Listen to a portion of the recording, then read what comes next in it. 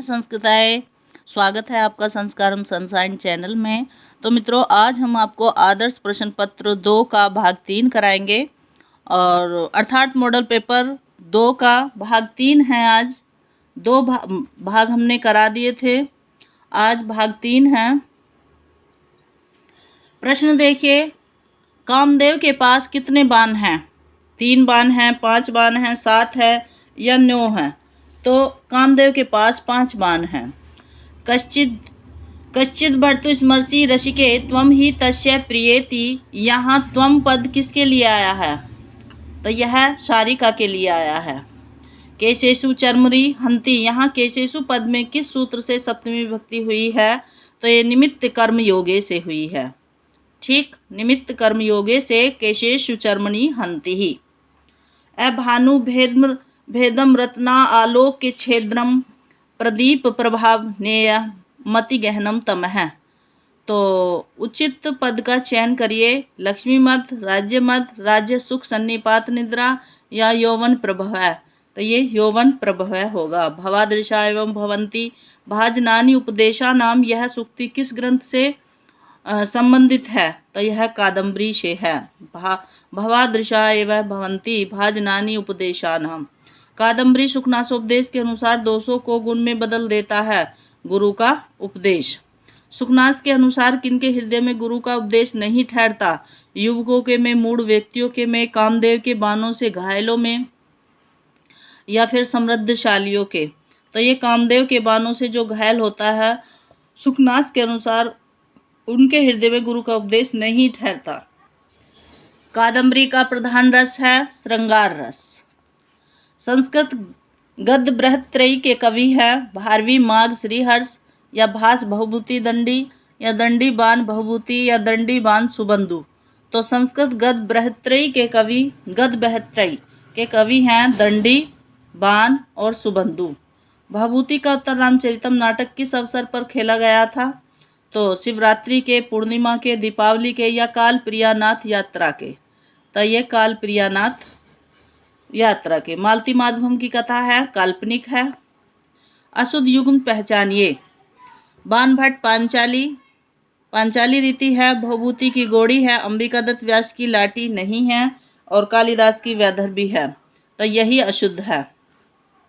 भभूति का प्रिय छंद क्या है? शार्दूल, विक्रीतम, वंशंस, वसंतिका या शिखरनी? तो भभूति का जो प्रिय छंद वह शिखरनी है। इसमें 17 वर्ण होते हैं और 17 वर्ण होते हैं और 6वें और 11वें पे यति होती है। ठीक, शिखरनी छंद है ये। या दृग गद्य विदहु बाण पद्य वंदे अपि तादृश है। यह कथन बाण के लिए किसने कहा था? या दृग गद्य विदहु बाण है पद्य वंदे अपि तादृशः। तो यह भोजराज ने कहा या राजशेखर ने या जयदेव ने या उद्भट ने? तो यह बात भोजराज ने कही थी। अष्टावक्र किसके पुत्र थे? शतानंद के, कहोड़ के, भांडक के या वशिष्ठ के? तो अष्टावक्र कहोड़ के पुत्र थे। ठीक। सरद्विज इव धर्मः केतकी गर्भपत्रम, इस सूक्ति का वक्ता कौन है? तो यह उत्तर रामचरितम के से मुरला पात्र है एक, जो 2 नदी थी, अधिष्ठात्री नदी थी 2, एक मुरला और एक तमसा। तो यह बात सरद्विज इव धर्म केतकी गर्भपत्रम, यह सूक्ति के वक्ता मुरला है। यहाँ पर देखिए, सरद्विज इव धर्म केतकी गर्भपत्रम, इस सूक्ति के वक्ता मुरला है। उचितमेव दाक्षिण्यम स्नेहस्य, यह कथन किसका है? तमसा, मुरला का, गोलोपामुद्रा का, तमसा का या वासंती का? तो उचित में दाक्षिण्यम स्नेहस्य यह तमसा का कथन है। अग्रह लोलह करिल कलभको, यह है पूरा पर वर्धितो अभूत, इस कथन का वक्ता है वासंती, जो नेपथ्य से बोलती है अग्रह लोलह करिल कलभको, यह पूरा वर्धितो अभूत। फिर प्रश्न देखिए 97, यत्र द्रुमा अपि मृगा अपि बंधुओं में, इस पंक्ति का वक्ता राम है। ठीक, जब वो पंचवटी में आते हैं तो वो बताते हैं कि वही वृक्ष है और वही पशु पक्षी हैं, मृग हैं, वही बंधु हैं और सब वही है जो पहले था। केवल कौन नहीं है यहाँ पर? सीता नहीं है। इस प्रकार से वो अपनी पहली बात को याद करके कहते हैं। अपस्राव में लकार और वचन बताना है। विधिलिंग मध्यम पुरुष द्विवचन है या लोट लकार मध्यम पुरुष द्विवचन है या लोट लकार उत्तम पुरुष द्विवचन है। अपस्राव में लोट लकार उत्तम पुरुष द्विवचन है। फिर देखिए, चामर पवनई रिवाप हरियते, रिक्त स्थान की पूर्ति करो। चामर पवनई रिपा परिहते डोट डोट, इसमें सत्यवादिता। चामर पवने रिपाव्र हिरियते सत्यवादिता।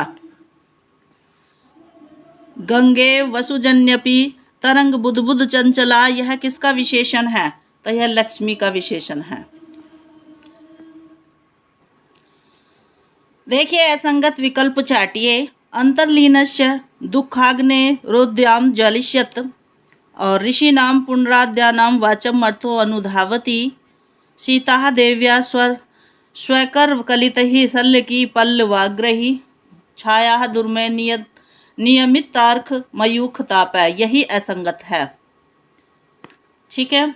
सर्वदेवताभ्य प्रकृष्टतम ऐश्वर्य मंदाकिन्या, यहाँ मंदाकिन्या पद में विभक्ति है तो इसमें षष्ठी विभक्ति है। मंदाकिन्या में षष्ठी विभक्ति है।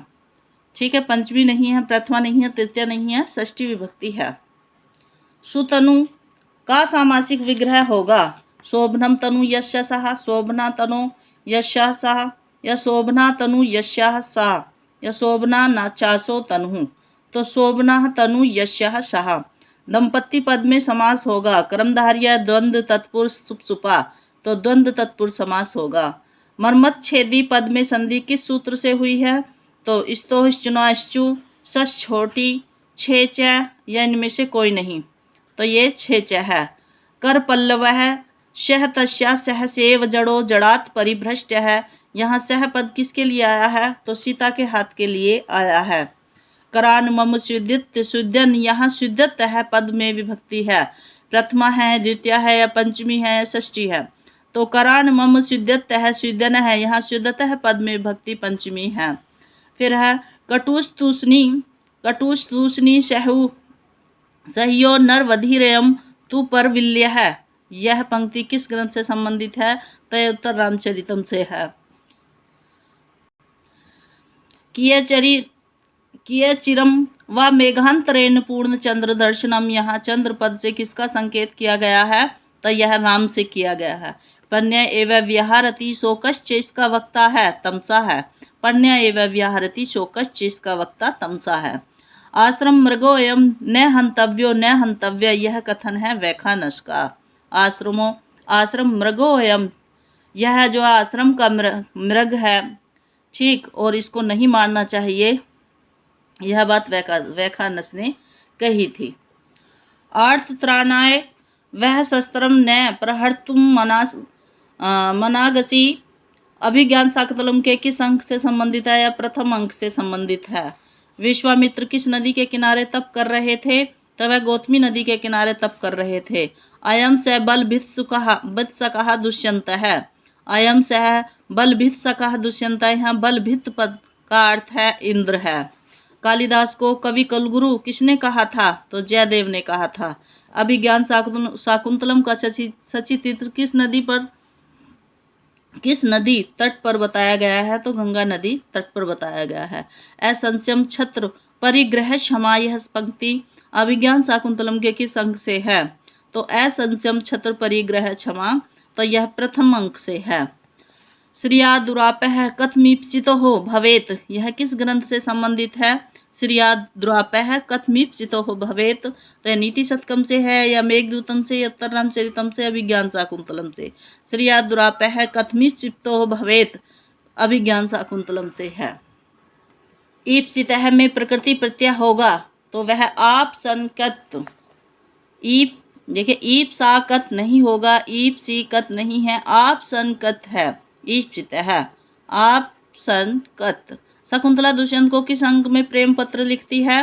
द्वितीय में, तृतीया में, प्रथम में, या चतुर्थ में? तो शकुंतला दुष्यंत को तृतीय अंक में प्रेम पत्र लिखती है। लोको नियमत इवांत दशांतरेषु, यहाँ नियम्यत इव में संधि होगी, तो इसमें स्वर संधि होगी। यजमानस्य पावक एवाहुति एत पतिता। यहाँ पावक पद में किस विभक्ति का बोध हो रहा है? तो यह सप्तमी विभक्ति एक वचन का। मैं देव को नमस्कार करता हूँ, इसका सही अनुवाद होगा अहम देवम नमस्करोमि। फिर है मुद्रा राक्षस कैसा नाटक है? तो यह राजनीति विषयक है। अवोचत में लकार है, लुंग लकार है।